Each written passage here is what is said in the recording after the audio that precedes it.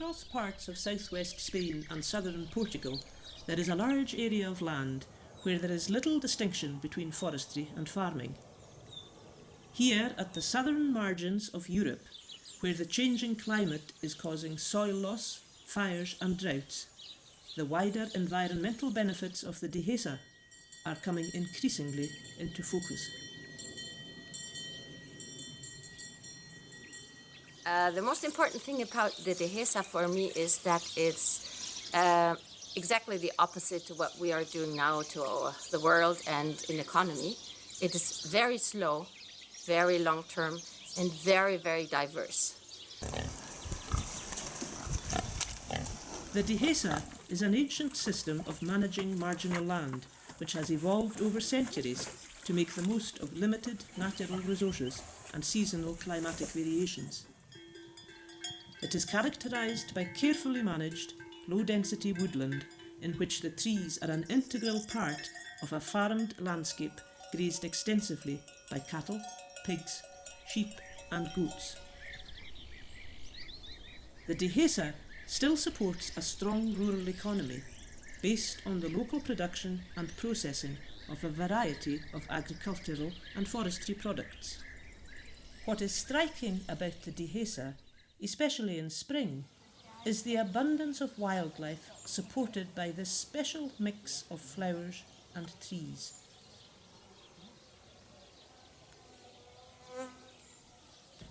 We've got pigs here, we've got the cows behind us, so it's a beautiful kind of mixed farming landscape with lots of different outputs, which is quite a nice way to balance the risk of farming. But also there's a huge abundance of wildlife and biodiversity, so we have lots of birds. We've seen hoopoe here beside the cows. There are kind of frogs and toads in all the ponds and things, so it's a lovely place to spend time. The animals, from bee-eaters to vultures that we've seen to dragonflies to the hoopoe, it's just been so fascinating to see that whole kind of concept of a wood pasture in reality, and kind of see how that all works and how that all fits together. The Dehesa is a man-made yet harmonious landscape.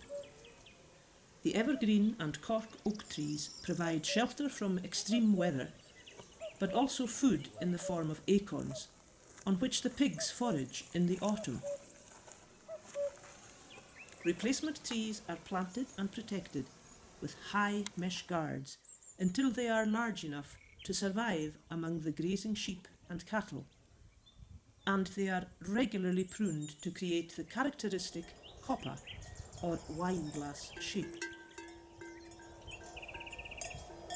It's interesting coming here, inspiring to come here and see how it's possible for a landscape to support farmers, but it's a treed landscape. The trees are between 35 and 80 trees per hectare, but creating a canopy cover between, 30 and 70% cover.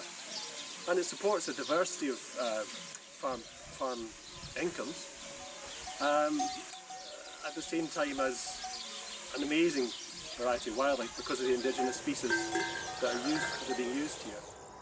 An eye-opener for me.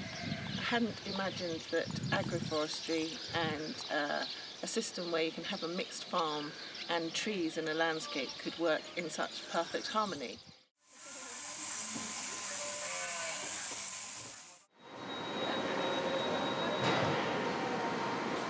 Livestock breeding is not enough. We also need the cork, the income, because if not, it's not enough just from one source. Whilst the trees are not managed for timber as such, the sustainable harvesting of cork oak every 9 years brings in a regular additional income to the farm. As well as being beautiful, it's full of biodiversity, it supports livelihoods, produces food, and it is also important from a climate change point of view that it is the first defence against desertification in Spain.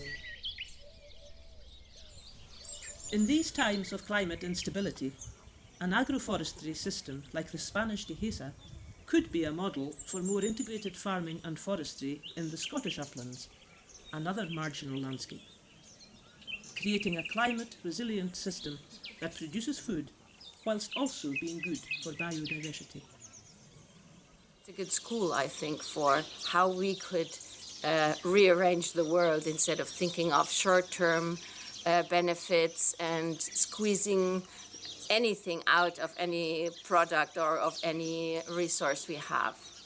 We say in Spanish, the Dehesa is like an orchestra. We have to be able to play many different instruments.